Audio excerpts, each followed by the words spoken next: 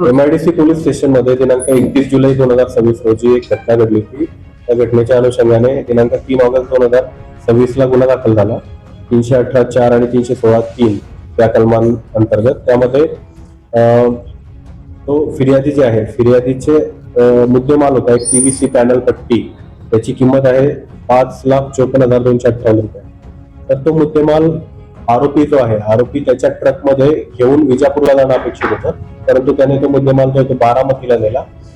स्वतः phone switch off केला आणि ट्रान्सपोर्टरला कुठलीही कल्पना न देता ज्या ठिकाणी मुद्देमाल पोच करणं अपेक्षित होतं त्या ठिकाणी पोच न करता हा मुद्देमाल तिसऱ्याच व्यापाऱ्याला विकला आणि हा आरोपी फरार झाला.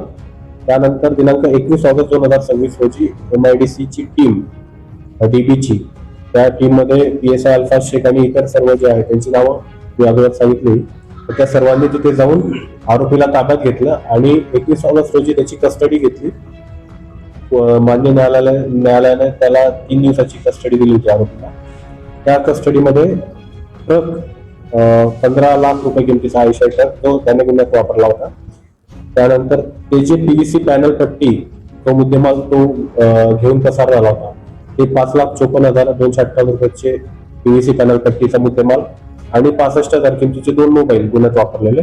अशा प्रकारे 21,19,258 रुपये किमतीचा मुद्देमाल आरोपीकडनं पोलीस कस्टडी दरम्यान हस्तगत केलेला आहे आणि सदर आरोपीला आता MCR करण्यात आलेला आहे.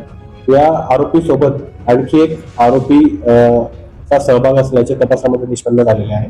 त्या आरोपीचा शोध अजून चालू आहे. तो आपल्या ताब्यात आहे. त्याचं नाव जे आहे प्रतीक दत्तात्रय निंबाळकर, वय वर्ष 26. सदर आरोपी हा मूळ राहणार गोपाळवाडी, तालुका दौंड, जिल्हा पुणे इथला आहे आणि त्या आरोपीवरती या अगोदर 2 पोलीस ठाणे पुणे ग्रामीण आणि खोपोली पोलीस ठाणे रायगड येथे गुन्हे दाखल आहेत.